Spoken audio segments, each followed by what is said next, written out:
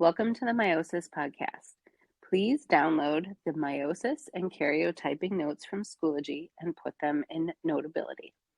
Split screen with this video and follow along with your own notes in Notability. Pause this video now if you haven't already done this. Okay, this video is going to be about meiosis. Meiosis sounds very similar to mitosis, and it does have some similarities, but also quite a few differences. The first thing I want you to notice is on this title slide, you see pictures of eggs and sperm. Meiosis creates our gametes, or our sex cells, or our eggs and sperm, whereas mitosis creates every other type of cell in our body. So for meiosis, we're going to be focusing on only making gametes, or sex cells. In our cell cycle notes, I'll remind you that asexual reproduction is something that's done by single-celled organisms. Asexual reproduction is when, for example, a bacteria uses mitosis to just divide themselves in half and basically create clones of themselves. Multicellular organisms like us, though, we do sexual reproduction. Sexual reproduction, you need meiosis to create egg and sperm cells in order to have a male and a female cell come together for sexual reproduction. On this slide, you can see an overview of meiosis. The end result is right here where it says daughter cells. What I want you to do is try to find as many differences as possible between meiosis and mitosis by looking at this slide. So pause the video now and try to identify as many differences as possible between the end results of the cell cycle and mitosis and meiosis. Okay, hopefully you found a few differences, but let's point them out together. You may have noticed that it says meiosis 1 and meiosis 2. One big difference about meiosis is that there are 2 divisions, or it does PMAT twice. Another difference you might have noticed is the daughter cells. There are 4 daughter cells, and they are all different if you look at them very closely. So 4 different cells are made. And you might also have noticed, this one's hard, but they have half of the DNA than they did when they started. So these are some of the biggest differences between meiosis and mitosis. Okay, on your next slide, it wants you to write the purpose of meiosis. So let's do that together. The purpose of meiosis is to create haploid gametes, which are sex cells. So there might be a word on here you're not familiar with. That word is haploid. Haploid means half of the DNA.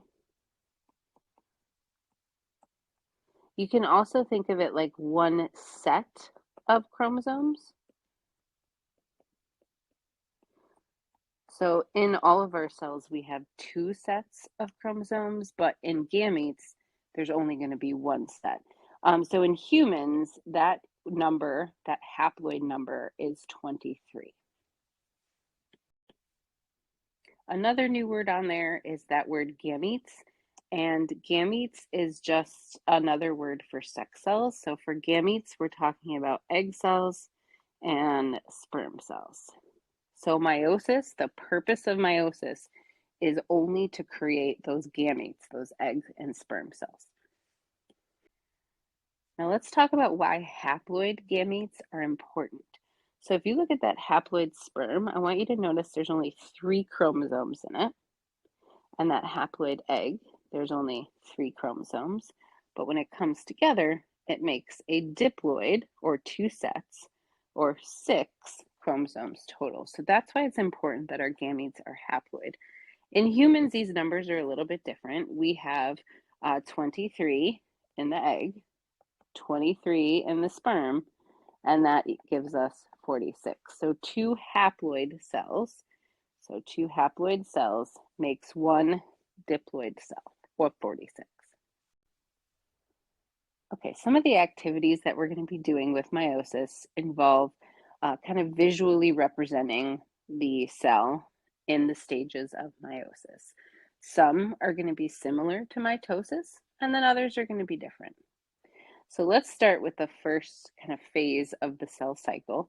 Just like in the cell cycle in mitosis, the cell cycle of meiosis also has interphase. So in interphase, the cell grows, copies its DNA, and prepares to divide. You'll also notice that just like in interphase of the cell cycle of mitosis, that chromatin is visible in the nucleus. So overall, interphase of meiosis and interphase of the cell cycle are pretty similar. Now, prophase is going to have some big differences. The first thing I want you to notice is that this is actually called prophase 1. It's called prophase 1 because eventually there's going to be a prophase 2, because remember, we're dividing twice now. So we're going to go through that PMAT, prophase, metaphase, anaphase, telophase. We're going to do it twice. So prophase 1 has some pretty big differences compared to prophase of mitosis. So first thing that happens is the chromosomes condense. This also happens in prophase of mitosis. So chromosomes condense, we can now see them. They've coiled up really tight, so now it'll be easier for them to move around the cell. But the next parts are pretty different. Homologous chromosomes are going to pair up, and they're going to form what's called a tetrad. So a homologous chromosome is when chromosome number 1 from mom lines up next to chromosome 1 from dad. And when they line up next to each other, that is called a tetrad. You can also see there's another homologous chromosome pairing over here, so that's another tetrad. In human cells, we would have 23 homologous pairs, or 23 tetrads. Okay, and another thing that's happening is the nucleus is going to start to disappear. And we have something pretty cool that happens here. It's called crossing over. Crossing over is happening right here if you zoom in on those chromosomes, and you can actually see that their arms have crossed over. This is crossing over, and we're going to talk a little bit more about it on the next few slides. Okay, so let's look at homologous chromosomes again, just to make sure you're understanding what those are. Homologous chromosomes are, again, the matching chromosomes from both your mom and your dad. So in your cells, you have 23 chromosomes that you got from your mom and 23 chromosomes that you got from your dad. And luckily, they're named very easily. They're just called 1, 2, all the way to 23. So in the nuclei of your cells during prophase 1, your chromosome number 1 from mom, 1 from dad, and then 1 from mom are actually going to line up next to each other. Number 2 from dad, number 2 from mom are going to line up next to each other. So they find each other and they form a tetrad. Those homologous chromosomes have the same genes on them. So for example, this homologous chromosome has a gene for glaucoma, prostate cancer, and Alzheimer's disease. So homologous chromosomes have homologous genes on them. When crossing over happens, the homologous chromosomes from mom and dad actually cross pieces, like you can see right here. And they swap pieces. So what you end up with is chromosome 1 from dad with a little piece of chromosome 1 from mom. And this is a totally random process. Sometimes it happens, sometimes it doesn't. It can be one gene or many genes, and it's totally random every time this happens. So what crossing over does that's really important is that it increases our genetic diversity. So it just makes that many different possible combinations that can happen in all of our gametes. All right, let's move on to metaphase. Just like metaphase in mitosis, it helps to think middle. Only this metaphase, metaphase 1 to be exact, looks a lot different than it did in mitosis because the tetrads are lining up in the middle. So we don't have a single file line here. Homologous chromosomes are lining up in the middle of the cell. So they're being pulled by the spindle, and homologous pairs are lining up in the middle. So in humans, we would have 23 pairs lined up in the middle. In this cell, we have 2 pairs, or 4 chromosomes total. Some things I want you to notice is if you look, you can see that crossing over had happened. So you see that these homologous pairs have swapped pieces. Another thing I want you to notice is that when this happens, they can line up in any order. So sometimes number 1 from mom might be on the left, number 1 from dad might be on the right, and other times they can line up on opposite sides. Okay, same for this one down here. So the way they line up in metaphase 1 is totally random, which also increases our genetic diversity. So between the crossing over and the fact that when they line up in metaphase, they can line up in any order as long as they're next to their homologous chromosome, we have a lot of genetic diversity. It just makes all the gametes that we can create so different. Now, in anaphase, think apart or away. This is anaphase 1. The homologous chromosomes are pulled apart. So if you notice, they're still duplicated. They still have their sister chromatids with them. But right now, all we're doing is separating the pairs of chromosome.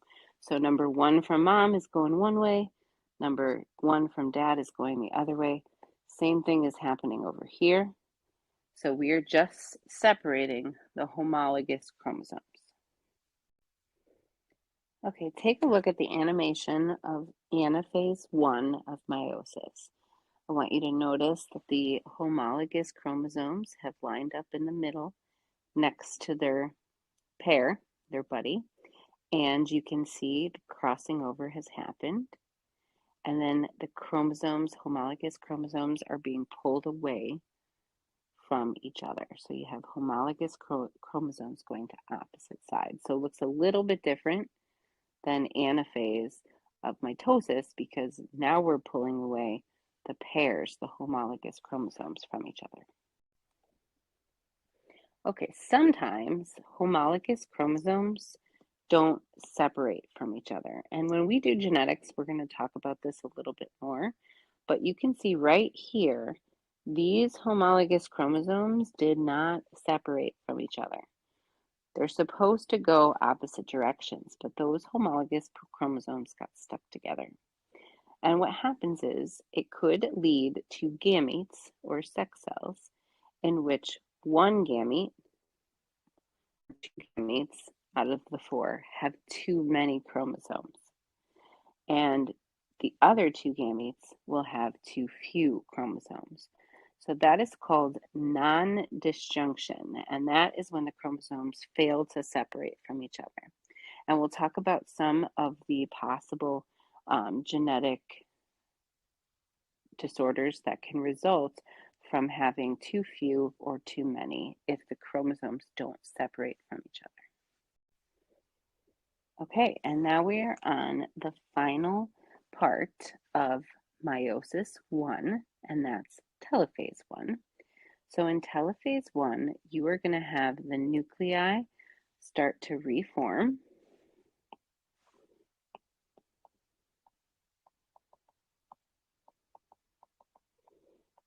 Okay, and then you'll also notice that the cells are starting to pinch together a little bit.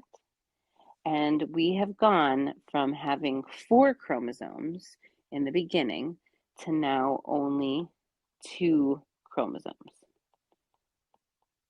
So we have went from 4 to 2, which means we have created already 2 haploid cells.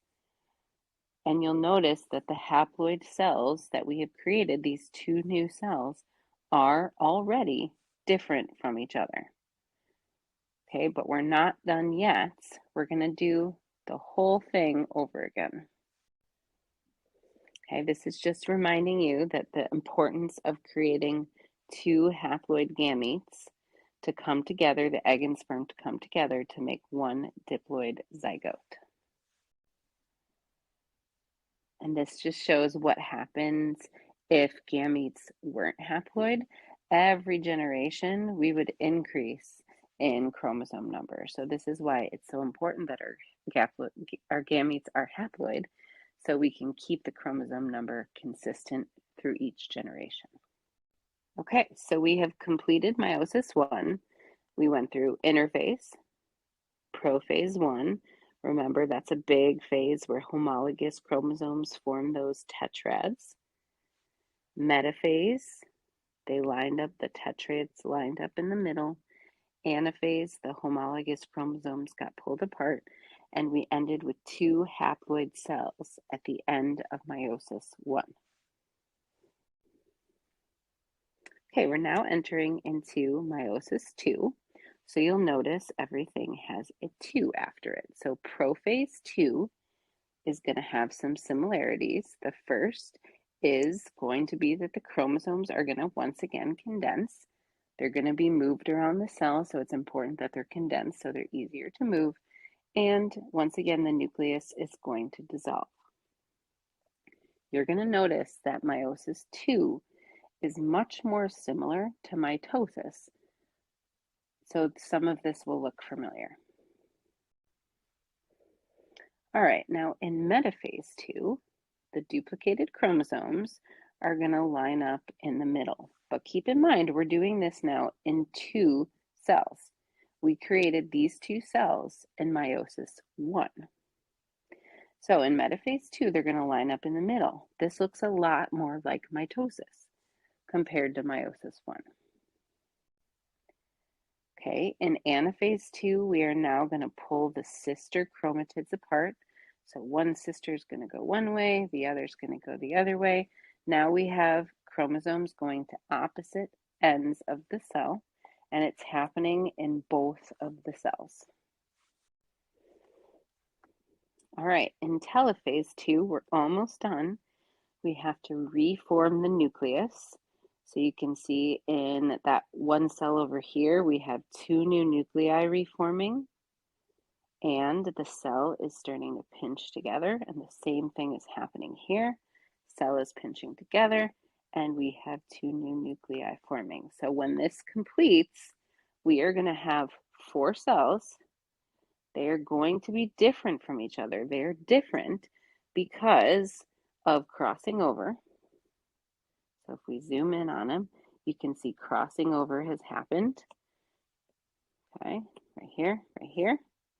And the way they line up in metaphase created 4 different cells. Okay, so we ended up with 4 different haploid cells. We started with 4 chromosomes in these pictures, and now we only have 2 chromosomes in each nucleus. If this were humans, we would have started with 46, and now we would have had 23. All right, let's recap meiosis 2. In meiosis 2, we started with 2 cells. Meiosis and prophase 2, the cells are already haploid, and the nucleus disappears. Then, in metaphase 2, the chromosomes line up in the middle, just like mitosis. In anaphase 2, the sister chromatids separate, just like mitosis. And by the time we're done, we have 4 haploid, that means half. We started with 4 chromosomes back in the beginning of meiosis, and now we only have 2, and they are also all different from each other.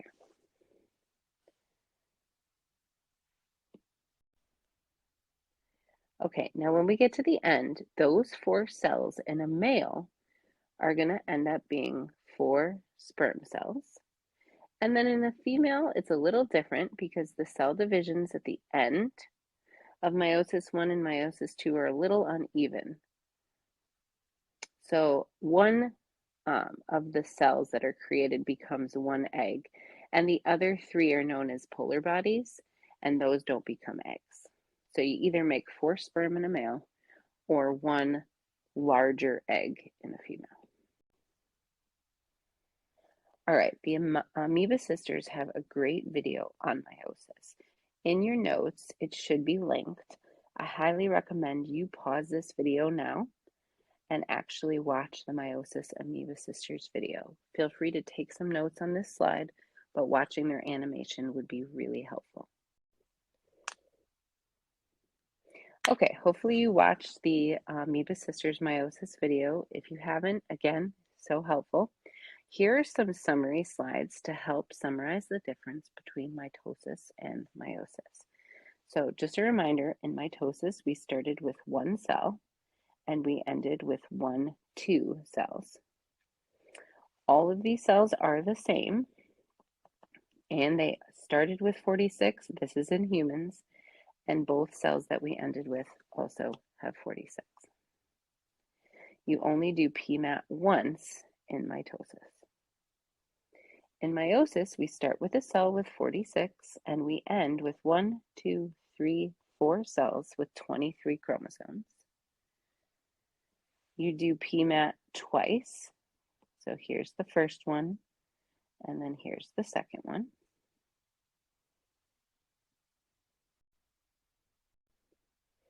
Okay, here's another summary slide. If you go to the next slide of your notes, again, just a reminder that mitosis is 46, which is diploid. Diploid means 2 sets. So diploid means 2 sets of chromosomes. Sometimes you hear it referred to as 2N, and in humans, that is 46.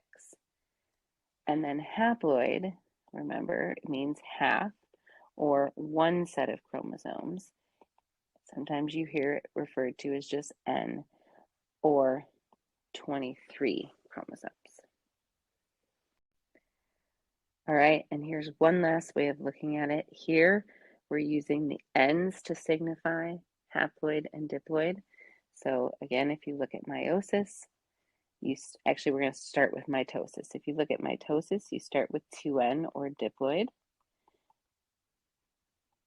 and you end with 2N, also diploid cells. In a human, it's going to be 46 and 46. And then over in meiosis, you start with diploid, which is 46 in a human, and then you end with haploid cells, or 23 in a human. Okay, now there's another Amoeba Sisters video which focuses on a side-by-side comparison of mitosis versus meiosis.